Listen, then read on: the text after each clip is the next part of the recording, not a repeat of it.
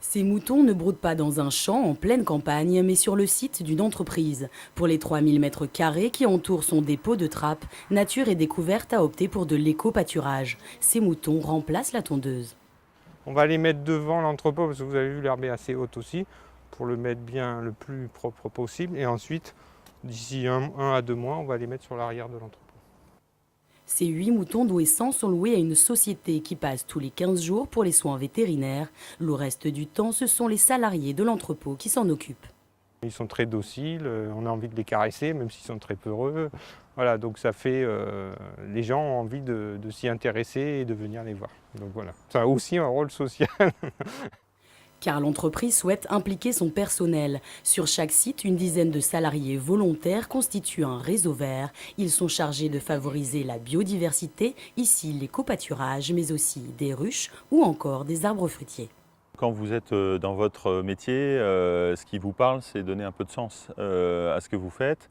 De façon intrinsèque, votre métier peut vous donner du sens, mais tout ce que vous pouvez mettre autour pour compléter et lui donner un peu de richesse, c'est toujours très bienvenu vis-à-vis des salariés.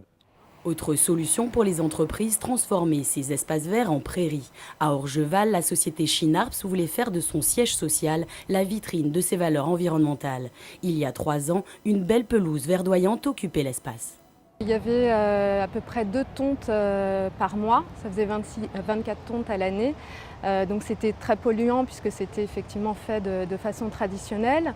Et puis on avait vraiment un gazon vert sans vie qui était traité avec des pesticides.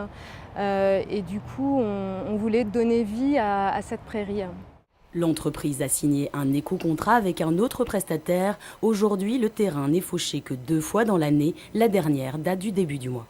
On retrouve une vingtaine de variétés de plantes indigènes. Alors des plantes indigènes, c'est des plantes qu'on n'a pas été chercher partout en France. C'est vraiment des plantes qu'on retrouve localement dans tous nos jardins, dans tous les espaces verts qu'on peut retrouver en région parisienne. Du géranium sauvage au bleuet. Pour les autres espaces verts aussi, les produits phytosanitaires sont bannis. On utilise des copeaux de bois issus des coupes d'arbres. Ça a un double effet, d'une part sur les mauvaises herbes et aussi sur l'aspect irrigation, étant donné qu'on n'irrigue plus du tout, on n'arrose plus du tout nos espaces verts. Pour aller plus loin, des ruches ont été installées et les abeilles ne sont pas les seules à être protégées. Cet hôtel à insectes est un abri pour de multiples espèces en cas d'intempéries. La société ne compte pas s'arrêter là, un potager est à l'étude.